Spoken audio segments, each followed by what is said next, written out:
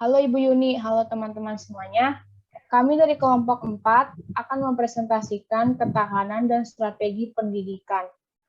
Adapun anggota kelompok 4 terdiri dari, yaitu saya sendiri, Asnat Grace Singamora, Adrian Yoga Pamungkas, Malvin Manuel, Jason Renata, dan yang terakhir, Willy Aditya. Next. Yang pertama akan dijelaskan oleh Willy Aditya. Baik, definisi ketahanan. Ketahanan dapat diartikan sebagai suatu bentuk pertahanan dalam menghadapi segala sesuatu seperti tantangan, hambatan, atau hal-hal yang dapat mengancam diri kita maupun sekitar kita, baik dari dalam maupun dari luar. Next. Ketahanan pendidikan.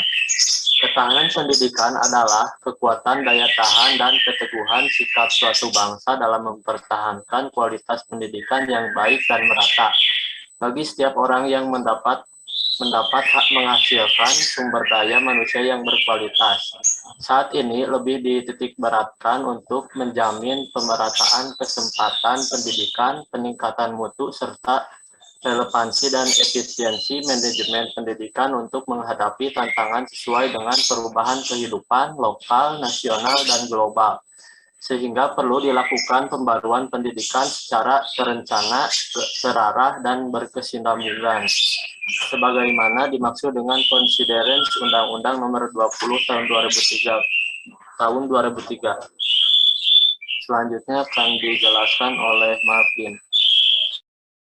Baik, sekarang kita masuk ke dalam strategi. Tentu saja dalam ketahanan, yaitu yang telah dijelaskan tadi, untuk mempertahankan itu, tentunya harus ada strategi di baliknya. Nah, kita melihat dulu dari definisinya terlebih dahulu. Strategi adalah suatu proses mempersiapkan hal-hal yang akan dikerjakan pada waktu yang akan datang untuk mencapai tujuan yang telah ditetapkan.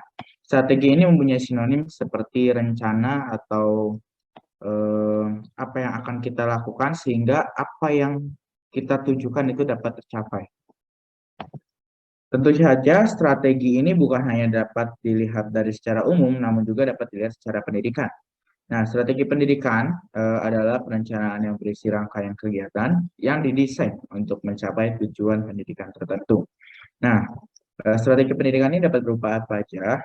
Ini dapat berupa bimbel, latihan, ataupun belajar mengajar oleh guru biasa di sekolah. Nah, lalu apa sih produk yang dihasilkan dari strategi pendidikan ini?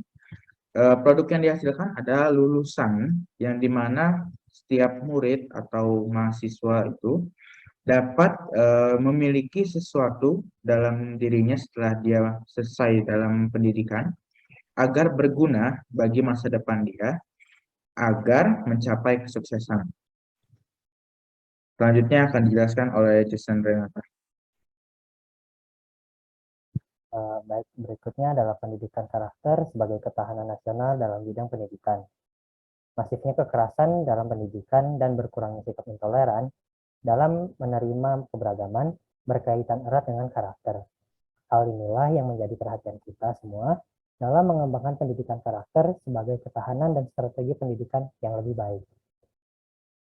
Penerapan nilai pendidikan karakter seperti religius, nasionalis, mandiri, gotong royong, dan integritas. Nilai-nilai tersebut dapat lebih diprioritaskan di sekolah, dalam setiap pembelajaran, pengembangan budaya sekolah, maupun dengan masyarakat. Implementasi pendidikan karakter di sekolah tidak mudah.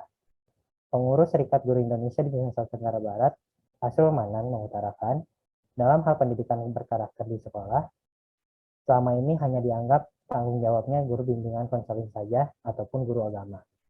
Padahal, pendidikan karakter semestinya melibatkan kognitif, perasaan, dan aksi dari siswa. Next. Keberagaman sebagai suatu ketahanan dan strategi pendidikan. Dalam komunitas pendidikan, terdapat dua dimensi keberagaman, yaitu keberagaman dalam konteks intelektual, seperti penguasaan akademik, daya serap, dan daya nalar, dan juga keberagaman dalam konteks non-intelektual, seperti ras, agama, gender, dan suku bangsa. Keberagaman intelektual mengakibatkan terjadinya ketimpangan antara peserta didik yang pandai dan yang kurang pandai.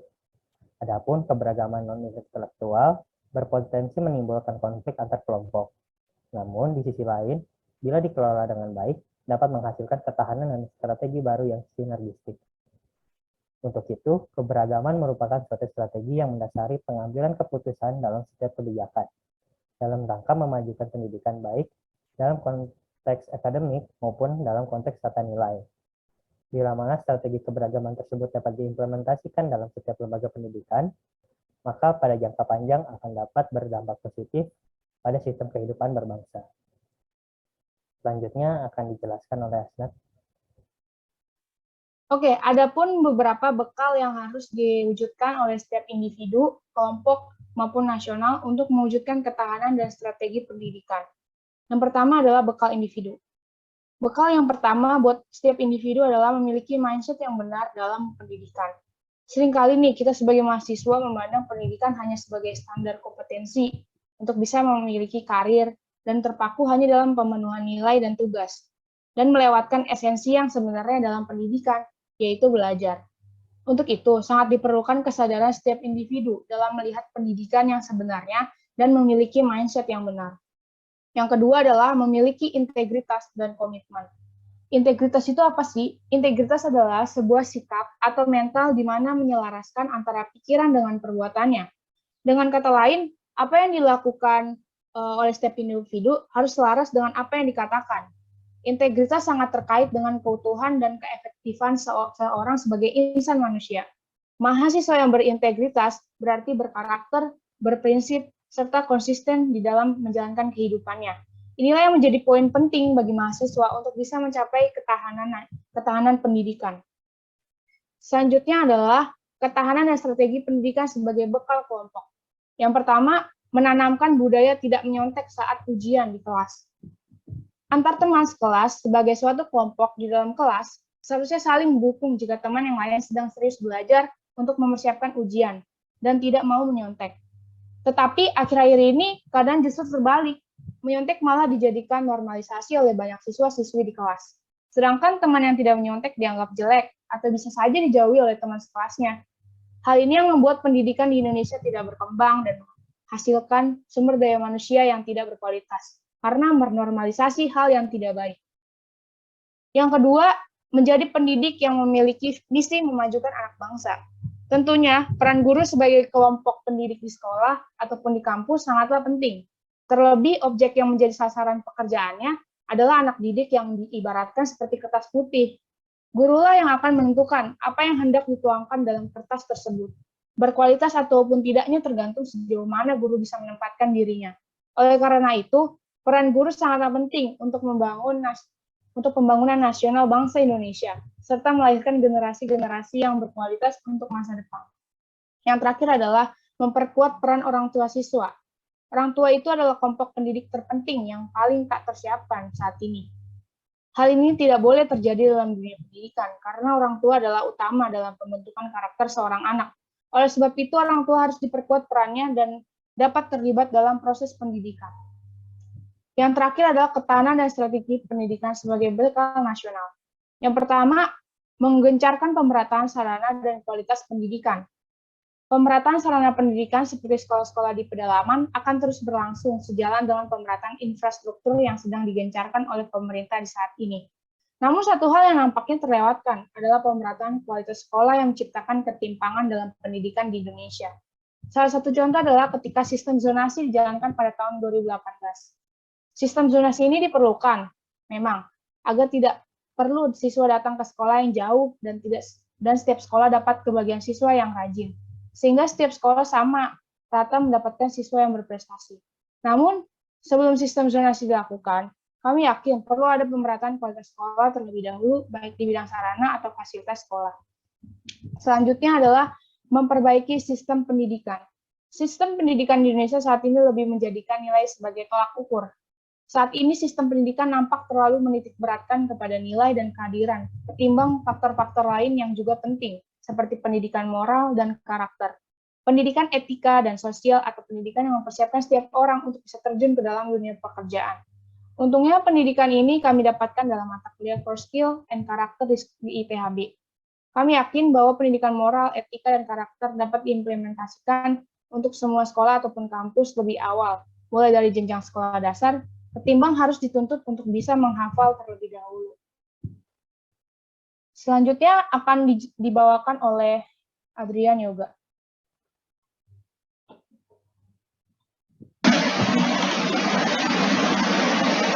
Sebelum mengakhiri presentasi, saya akan memberikan saran dan kesimpulan yang telah kami buat. Saran yaitu kita sebagai mahasiswa, alangkah baiknya memiliki sifat atau sikap yang sama seperti di bekal ketahanan dan strategi pendidikan, yaitu memiliki mindset yang benar dalam pendidikan, memiliki integritas dan komitmen.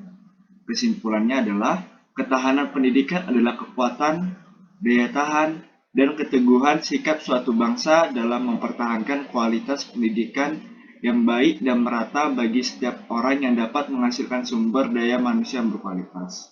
Strategi pendidikan adalah perencanaan yang berisi rangkaian kegiatan yang didesain untuk mencapai tujuan pendidikan tertentu.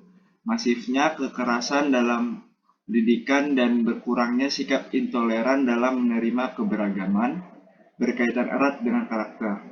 Hal inilah yang menjadi perhatian kita semua dalam mengembangkan pendidikan karakter sebagai ketahanan dan strategi pendidikan yang lebih baik.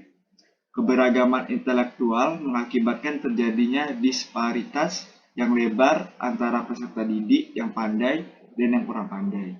Untuk itu, keberagaman merupakan suatu strategi mendasari pengambilan setiap kebijakan dalam rangka memajukan pendidikan baik dalam konteks akademik maupun dalam konteks tata nilai. Kami mengutip pernyataan dari tokoh terkenal, yaitu Albert Einstein yang memiliki arti, semua orang adalah jenius, tapi jika Anda menilai seekor ikan dari kemampuannya memanjat pohon, seumur hidupnya ia akan percaya bahwa ia bodoh. Oke, sekian presentasi dari kami, lebih atau kurang kami mohon maaf. Terima kasih.